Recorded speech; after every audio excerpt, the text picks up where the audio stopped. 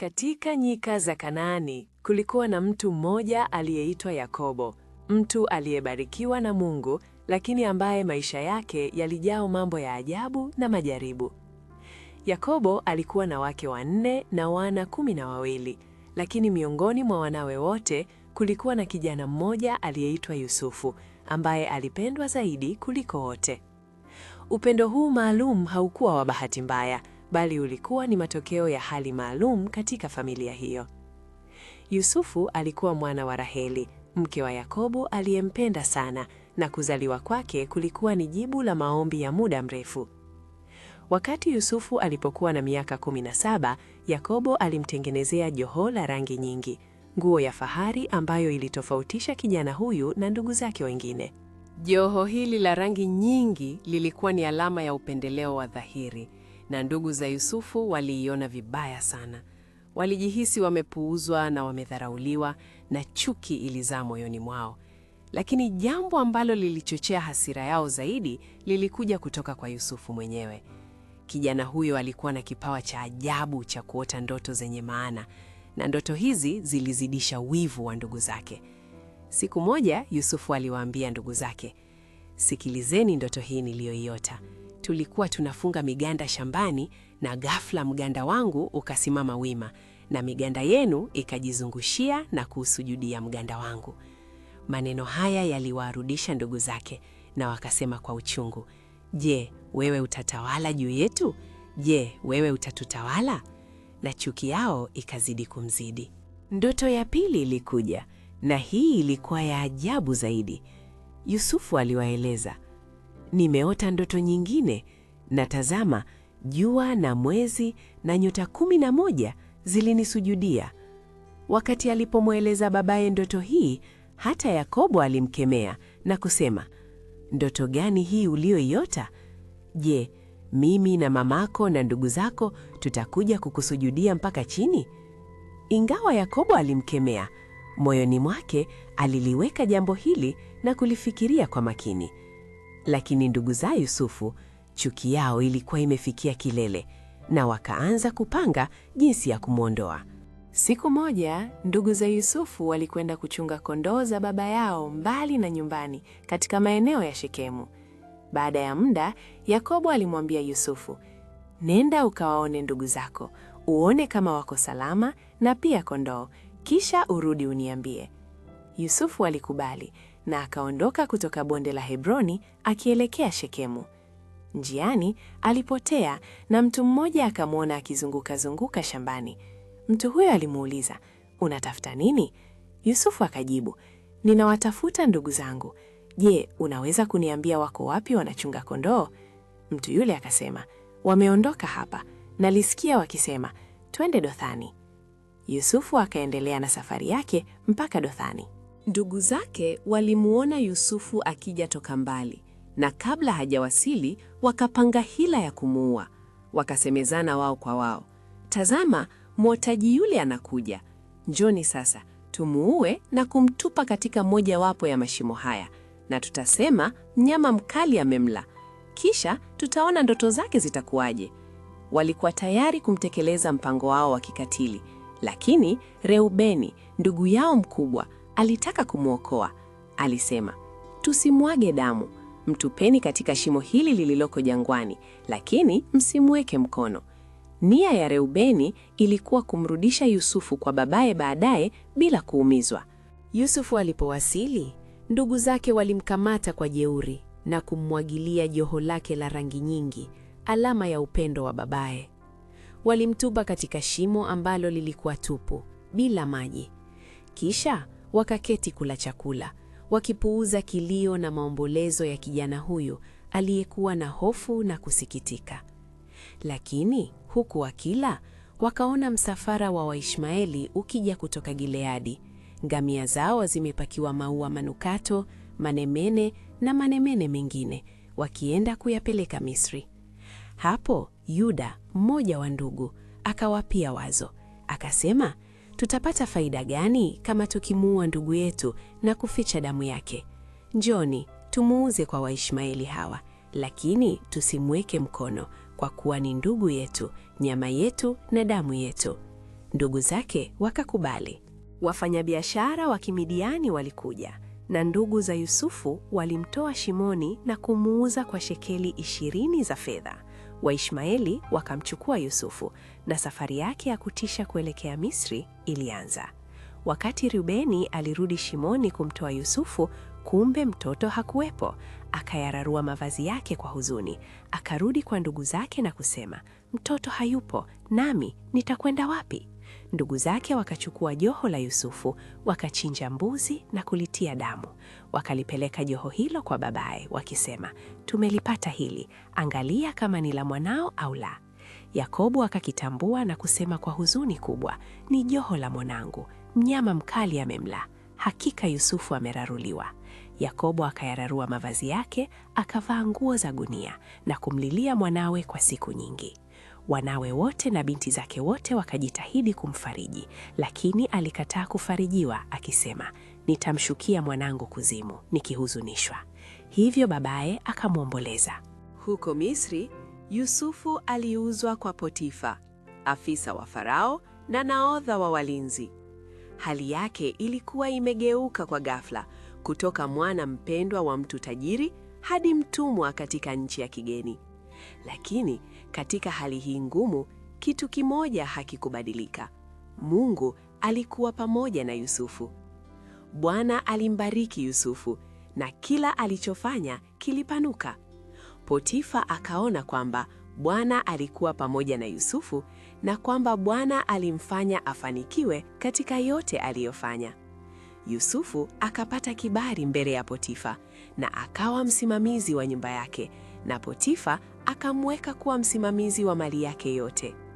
Kutokana na Yusufu, Bwana akabariki nyumba ya Mmisri huyo, na baraka za Bwana zilikuwa juu ya vyote alivyokuwa navyo nyumbani na shambani.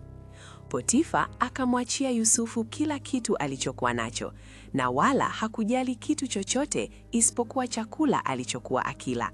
Yusufu alikuwa mzuri wa sura na mwenye umbo zuri. Baada ya muda, mke wa Potifa akamtazama Yusufu kwa tamaa na kusema, njoo ulale nami. Lakini Yusufu alikataa, akasema, tazama, bwana wangu hajali neno lolote katika nyumba hii, na ameweka kila kitu alichonacho mikononi mwangu. Hakuna aliye mkuu zaidi yangu katika nyumba hii, wala hajazuia kitu chochote kwangu isipokuwa wewe, kwa sababu wewe ni mkewe. Nitawezaje kufanya uovu huu mkubwa na kutenda dhambi dhidi ya Mungu? Ingawa mwanamke huyo aliendelea kumsihi kila siku, Yusufu alisimama imara katika uadilifu wake, akikataa kulala naye au kuwa karibu naye. Siku moja, Yusufu aliingia ndani ya nyumba kufanya kazi zake, na hakukuwa na mtu mwingine yoyote wa wale wa nyumbani ndani. Mwanamke huyo akamshika kwa vazi lake, akisema, lala nami. Lakini Yusufu akamwacha vazi lake mkononi mwake na kukimbia nje. Mwanamke huyo alipoona kwamba Yusufu amemwacha vazi lake na kukimbia, aliwaita watu wa nyumbani na kuwaambia, tazameni, ameleta Mwebrania huyu kwetu ili atufanyie mzaha. Aliingia kwangu ili alale nami, nami nikalia kwa sauti kubwa. Aliposikia nilivyopaza sauti nikilia, akaniacha vazi lake na kukimbia nje. Akahifadhi vazi la Yusufu mpaka bwana wake alipokuja nyumbani na kumweleza hadithi ile ile. Hasira ya Potifa ikawaka na akamchukua Yusufu na kumtia gerezani, mahali ambapo wafungwa wa mfalme walifungiwa. Katika giza la gereza, Yusufu alikutana na majaribu mapya. Alikuwa amepoteza kila kitu: familia yake, uhuru wake, heshima yake, na sasa alionywa na uongo akawa gerezani. Lakini tena Mungu hakumwacha. Bwana alikuwa pamoja na Yusufu na kumwonyesha fadhili na kumpa kibali machoni pa msimamizi wa gereza. Msimamizi wa gereza akamweka Yusufu kuwa msimamizi wa wafungwa wote waliokuwa gerezani, na Yusufu akawa msimamizi wa kila kilichokuwa kinafanyika huko. Msimamizi wa gereza hakujishughulisha na kitu chochote kilichokuwa mikononi mwa Yusufu, kwa sababu Bwana alikuwa pamoja naye, na chochote alichofanya Bwana alikifanikisha. Baada ya muda, mnyweshaji na mwokaji wa mfalme wa Misri walimkasirisha bwana wao, Farao. Farao akawakasirikia maafisa wake wawili hawa, kiongozi wa wanyoshaji na kiongozi wa waokaji, na akawatia kifungoni katika nyumba ya nahodha wa walinzi, gerezani, mahali ambapo Yusufu alifungwa. Nahodha wa walinzi akamweka Yusufu msimamizi wao na akawatumikia. Baada ya kuwa kifungoni kwa muda, wote wawili, mnyoshaji na mwokaji wa mfalme wa Misri, waliokuwa wamefungwa gerezani, waliota ndoto usiku mmoja, kila mmoja ndoto yake yenye maana yake. Yusufu alipowaendea asubuhi, aliwaona wakiwa na huzuni. Akawauliza, "Kwa nini nyuso zenu zina huzuni leo?" Wakamjibu, "Tumeota ndoto, lakini hakuna wa kuzifasiri." Yusufu akawaambia, "Je, ufasiri si wa Mungu? Tafadhali niambieni ndoto zenu." Kiongozi wa wanyoshaji akamweleza Yusufu ndoto yake. "Katika ndoto yangu kulikuwa na mzabibu mbele yangu, na katika mzabibu ule kulikuwa na matawi matatu. Ulikuwa umechanua, maua yakatunga, na mikundi yake ikakomaa kuwa zabibu. Kikombe cha Farao kilikuwa mkononi mwangu. Nikachukua zabibu, nikazikamua ndani ya kikombe cha Farao na kukitia kikombe mikononi mwa Farao." Yusufu akamwambia, "Ufasiri wake ni huu: matawi matatu ni siku tatu. Ndani ya siku tatu Farao atakuinua kichwa chako na kukurudisha katika nafasi yako. Nawe utakitia kikombe cha Farao mkononi mwake, kama ulivyokuwa ukifanya hapo awali ulipokuwa mnyoshaji wake. Lakini unipokee katika moyo wako, na naomba unifanyie wema. Unihesabu mbele ya Farao ili unipate kutoka gerezani hili.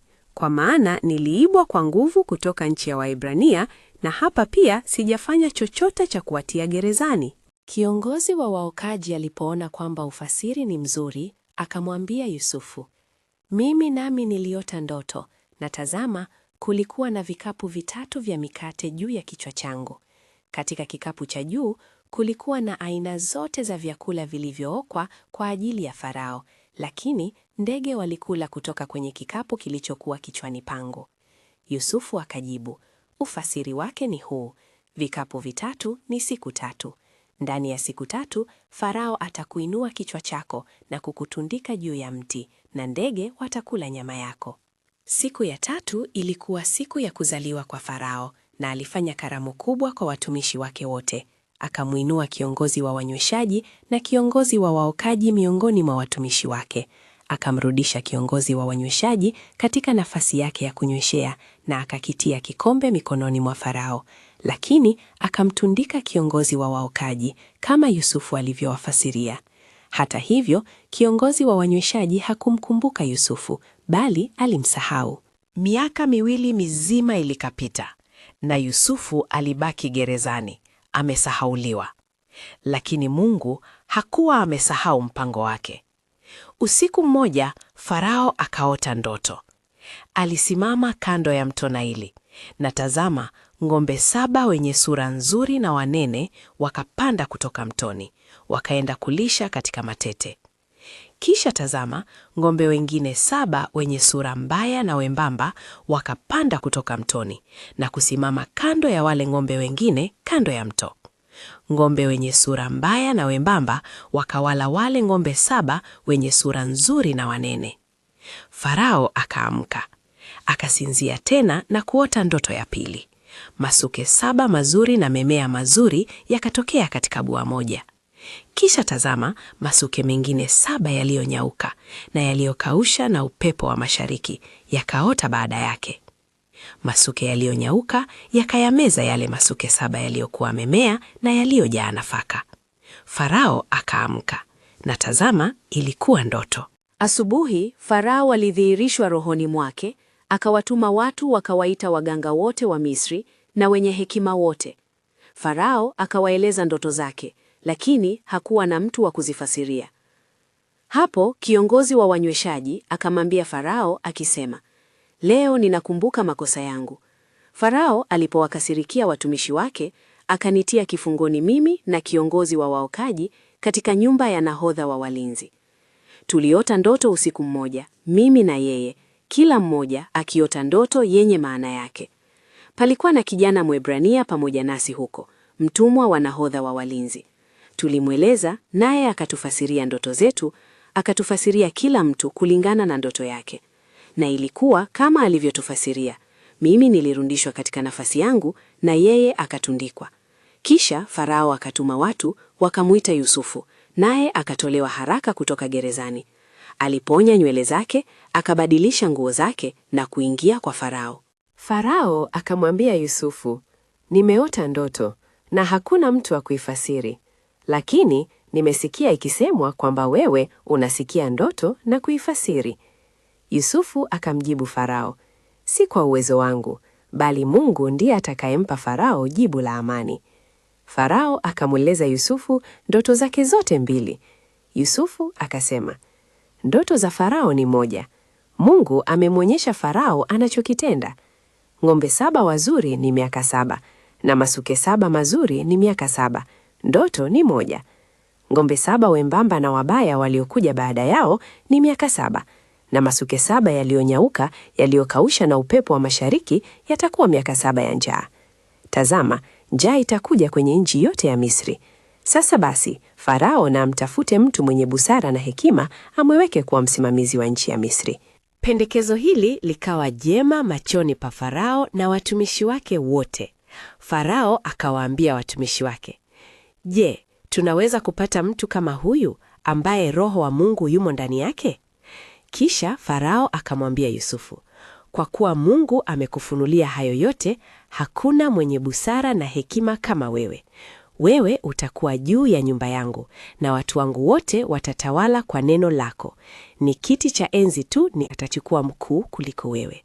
Farao akamweka Yusufu kuwa mtawala wa nchi yote ya Misri. Yusufu alikuwa na miaka 30 aliposimama mbele ya Farao mfalme wa Misri. Miaka 7 ya wingi ilikuja na Yusufu akakusanya chakula, akaweka katika miji. Lakini miaka 7 ya njaa ikaja kama Yusufu alivyotabiri, na kulikuwa na njaa katika nchi zote, lakini katika nchi yote ya Misri kulikuwa na chakula. Habari za njaa zikafikia Kanaani, na Yakobo akasikia kwamba kulikuwa na nafaka Misri. Akawaambia wanawe, kwa nini mnaangaliana? Nimesikia kwamba kuna nafaka Misri.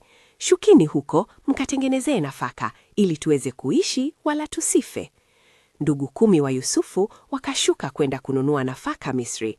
Lakini Yakobo hakumtuma Benyamini, ndugu wa Yusufu, pamoja na ndugu zake, kwa sababu aliogopa kwamba balaa lingaweza kumpata. Yusufu alikuwa ndiye mtawala wa nchi, ndiye aliyekuwa akiwauza nafaka watu wote wa nchi. Ndugu za Yusufu wakaja na kusujudia mbele yake kwa nyuso zao hadi nchi. Yusufu alipowaona ndugu zake, aliwatambua, lakini akajifanya ni mgeni kwao na kusema nao kwa ukali. Akawauliza, mmetoka wapi? Wakasema, kutoka nchi ya Kanaani kuja kununua chakula. Yusufu aliwatambua ndugu zake, lakini wao hawakumtambua. Yusufu akakumbuka ndoto alizokuwa amezizota kuhusu wao, na akawaambia, ninyi ni wapelelezi, mmekuja kuona udhaifu wa nchi. Wakamjibu, sivyo bwana wangu, watumishi wako wamekuja tu kununua chakula. Sisi sote ni wana wa baba mmoja, ni watu waaminifu. Watumishi wako si wapelelezi. Baada ya majaribu mengi na matukio ya kushangaza, Yusufu hatimaye alijitambulisha kwa ndugu zake. Akasema, mimi ni Yusufu. Je, baba yangu bado yu hai? Lakini ndugu zake hawakuweza kumjibu, kwa maana walifadhaika mbele yake. Yusufu akawaambia ndugu zake, tafadhali njooni karibu. Wakapokea karibu, naye akasema, mimi ni Yusufu ndugu yenu, mlioniuza Misri. Sasa basi, msihuzunike wala msijihukumu kwa kuniuza hapa, kwa maana Mungu alinipeleka mbele yenu ili kuokoa maisha. Hakuwa ninyi mlionipeleka.